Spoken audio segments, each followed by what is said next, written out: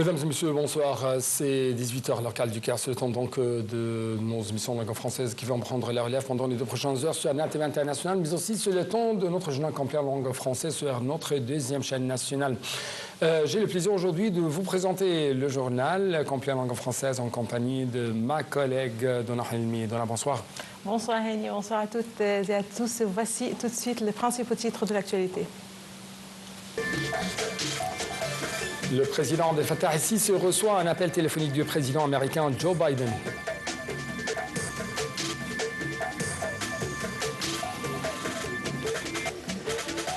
Le Premier ministre palestinien estime que la communauté internationale devra maintenir la pression sur Israël pour qu'il accepte la création d'un État palestinien. Et enfin, le nouveau Premier ministre libanais entame les consultations parlementaires non contraignantes pour former le gouvernement.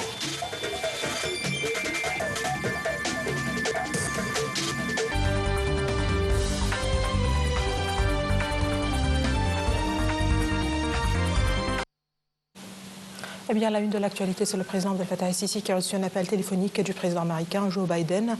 L'appel a porté sur les efforts intensifs de médiation déployés par l'Égypte, les États-Unis et le Qatar pour parvenir à un accord de cessez-le-feu dans la bande de Gaza et d'échange de prisonniers et de détenus. Dans ce contexte, les deux présidents ont passé en revue les derniers développements des négociations pertinentes tout en mettant l'accent sur l'importance de l'engagement des parties concernées pour surmonter les obstacles dans le but de parvenir à un accord.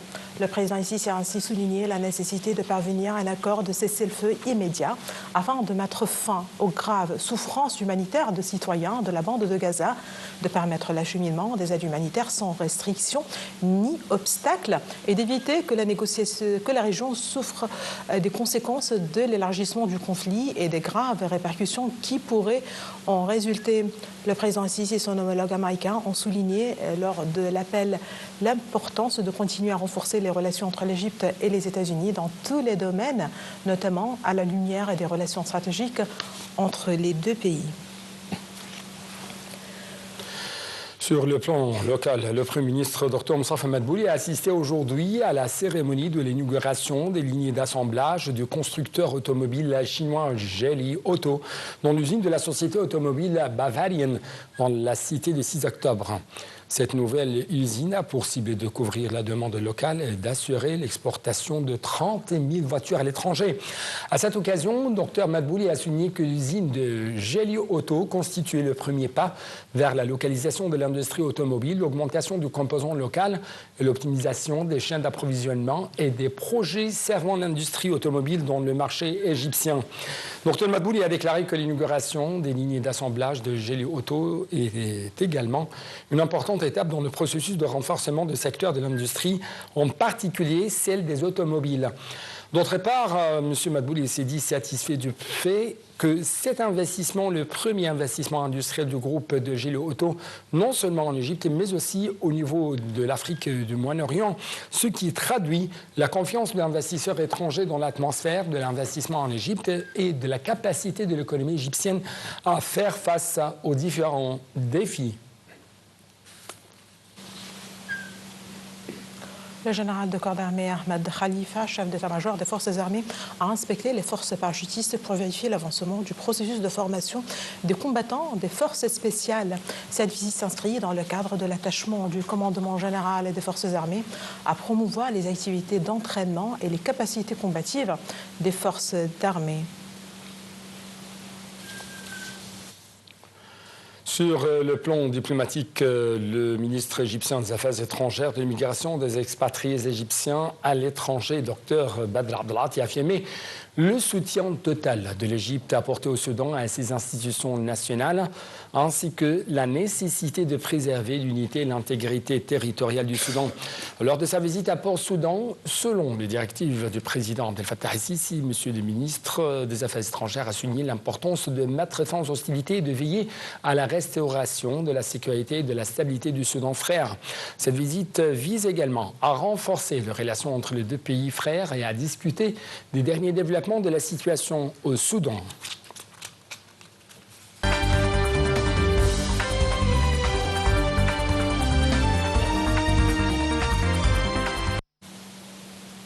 Le Premier ministre palestinien Mohamed Mustafa a estimé aujourd'hui que la communauté internationale devra maintenir la pression sur Israël pour qu'il accepte la création d'un État palestinien après une trêve présentée comme imminente dans la bande de Gaza avant une réunion à Oslo consacrée à la solution à deux États palestiniens et israéliens au Proche-Orient. M. Mustafa a indiqué que le cessez-le-feu négocié est principalement dû à la pression internationale, soulignant que cela montre que la pression porte ses fruits. Il a ajouté qu'Israël doit comprendre ce qui est juste et ce qui est injuste et que le pouvoir de veto sur l'appel État palestinien ne sera plus accepté ni toléré. De sa part, l'Agence des Nations Unies pour les réfugiés palestiniens, l'UNRWA, continuera à fournir de l'aide aux populations palestiniennes dans les territoires palestiniens, et ce, en dépit de son interdiction par l'occupation israélienne qui doit entrer en vigueur fin janvier, selon les affirmations faites aujourd'hui par son chef Philippe Lazzarini. Selon M.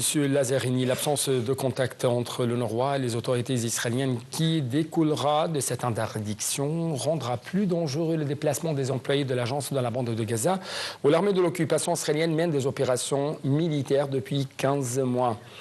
Et là aussi, souligné que continuer à travailler comportera également un risque personnel considérable pour les collègues palestiniens selon leurs propres termes. L'agence onisienne est considérée comme la colonne vertébrale des opérations humanitaires au profit des Palestiniens. Elle fournit aujourd'hui une assistance à près de 6 millions de réfugiés palestiniens à Gaza, en Cisjordanie, au Liban, en Jordanie et en Syrie.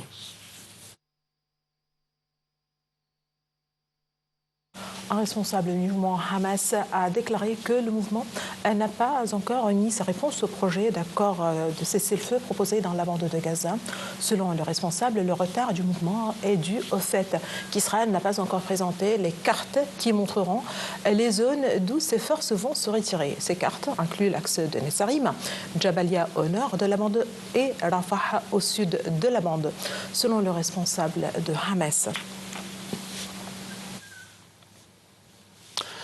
Quant aux négociateurs réunis à Doha pour arriver à un cessez-le-feu à Gaza, ils cherchent aujourd'hui à finaliser un accord désormais au stade final selon le Qatar après 15 mois de l'agression israélienne contre les Palestiniens, une agression qui a fait des dizaines de milliers de morts dans le territoire palestinien. À quelques jours du retour de Donald Trump à la Maison-Blanche, le 20 janvier en cours, les discussions indirectes entre Israël et le Hamas palestinien se sont donc intensifiées à Doha en vue d'une trêve associée à une libération des otages détenus, ou plutôt retenus à Gaza depuis le 7 octobre 2023. Le Qatar a déclaré que les négociations étaient au stade final. Les principaux problèmes ayant été réglés sont toutefois précisés lesquels. Un porte-parole de la diplomatie qatarienne a dit espérer que cela mènera à un accord très bientôt. Selon des sources proches du Hamas, 33 otages devraient donc être libérés durant la première phase de l'accord en gestion en échange d'1 millier de Palestiniens détenus par Israël. Les captifs seraient libérés par groupe, en commençant par les enfants et les femmes, d'après l'une d'elles. Le ministère palestinien de la Santé a annoncé aujourd'hui qu'au moins 33 personnes avaient été tuées depuis l'aube dans la bande de Gaza. Le nombre de victimes s'élève ainsi à 62 au cours des dernières 24 heures. Dans le territoire palestinien, le ministère a indiqué dans un communiqué que cela porte le bilan total à 46 707 morts, ajoutant que 110 265 personnes avaient également été blessées dans la bande de Gaza depuis le début des agressions israéliennes contre les civils à Gaza, déclenché le 7 octobre 2023. L'armée d'occupation israélienne a annoncé que 3 soldats israéliens avaient été blessés lors de l'explosion d'un véhicule militaire par une bombe artisanale dans des affrontements dans le village de Qabatia au sud de Jenin. Des sources locales ont de même indiqué qu'un hélicoptère de l'occupation israélienne a transporté plusieurs blessés après l'explosion d'une bombe par les groupes de résistance palestinienne d'un véhicule de l'occupation israélienne. Des avions de l'occupation israélienne ont mené dans la nuit précédente des agressions de frappes sur un site dans le camp de réfugiés de Jenin, entraînant la mort de 6 Palestiniens.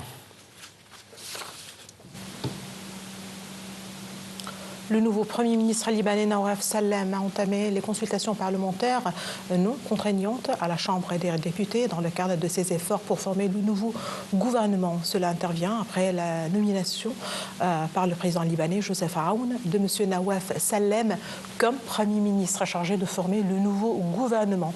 À l'issue des consultations parlementaires, Nawaf Salem a promis d'ouvrir un nouveau chapitre, à commencer par la consolidation du cessez-le-feu fragile conclu fin novembre entre le Hezbollah et Israël après 2 mois de guerre ouverte, et ceci pour débuter la mission de sauvetage et de réforme. Sur le terrain, les forces de l'occupation israélienne ont fait exploser des maisons, des routes à Aït Shaba, à Hanin et à Maron el-Ras dans le sud du Liban. L'Agence nationale des médias libanaise a rapporté que les forces de l'occupation israélienne avaient mené une opération d'envergure dans la ville de Markaba, dans le district de Majaïoun. Les violations de l'occupation israélienne dans les territoires libanais se poursuivent donc, faisant état de nombreuses victimes, malgré l'accord de cessez-le-feu entre les 2 parties, entré en vigueur le 27 novembre dernier, qui a mis fin à une agression et une guerre ouverte de la part d'Israël de plus de 2 mois, bien sûr contre les Libanais et le Hezbollah, faisant ainsi près de 4000 morts au Liban. L'accord stipule le retrait des forces de l'occupation israélienne du sud du Liban pendant 60 jours. En échange, le Hezbollah doit démanteler ses infrastructures militaires restantes dans le sud du Liban et déplacer ses forces au nord du fleuve Litani, à quelques 30 km de la frontière israélo-libanaise. Le ministre syrien des Affaires étrangères, Assad al-Shaibani, effectue sa première visite officielle en Turquie et doit rencontrer son homologue turc Hakan Fidan dans la capitale turque Ankara. Des sources bien informées ont révélé que les 2 parties discuteront de la situation sécuritaire en Syrie, notamment en ce qui concerne les affrontements armés en cours entre les factions syriennes et les forces démocratiques syriennes. Les 2 responsables doivent également discuter de la levée des sanctions imposées sur Damas, en plus de la question de la coopération énergétique et sécuritaire.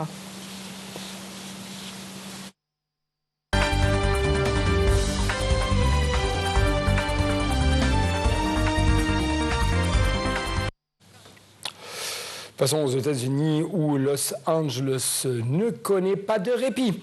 Des vents chauds et puissants continuent toujours de souffler hier, aujourd'hui et d'attiser plus encore les flammes qui défigurent la 2e ville des États-Unis depuis une semaine. On fait au moins 25 morts. Les services de météo américains sont mis en garde contre des rafales pouvant atteindre les 110 km/h aujourd'hui. Des parties du comté de Los Angeles et de celui voisin de Ventura ont été placées en statut de situation particulièrement dangereuse. Le taux d'humidité très faible et la végétation très sèche peuvent conduire donc à une expansion ultra rapide du feu dans certaines zones, mettant ainsi en garde les météorologues qui ont aussi placé une grande partie du sud de la Californie en alerte rouge. Les dégâts sont immenses. À rappeler, plus de 12 000 habitations, bâtiments et véhicules ont été détruits ou quand même endommagés et des quartiers entiers rasés. Quelques 88 000 personnes sont toujours déplacées et au moins 25 000 décédés selon un nouveau bilan.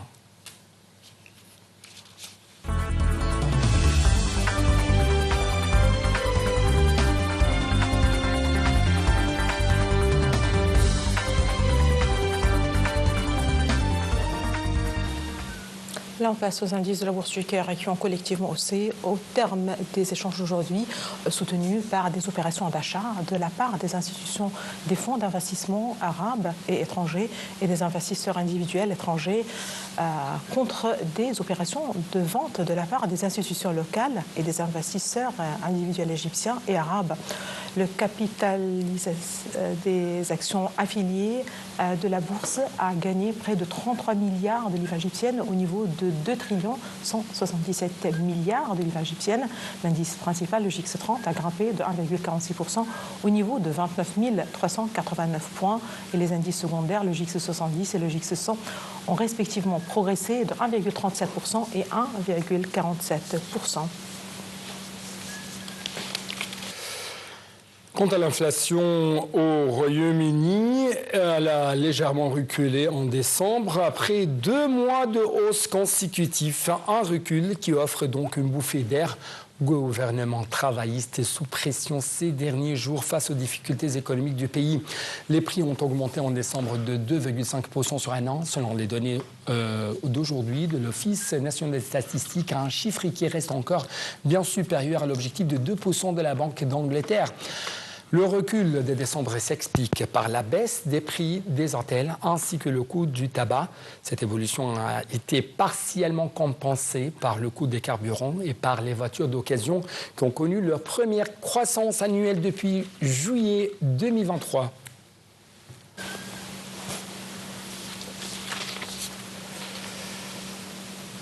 Donc, c'était tout pour cette édition de notre journal complet en langue française, spécialement sur notre deuxième chaîne nationale. Mais suivez-nous toujours pour plus d'actualités sur NAL TV International. Merci, Donna. Merci à Annie et merci à vous de nous avoir suivis. Excellente soirée à toutes et à tous.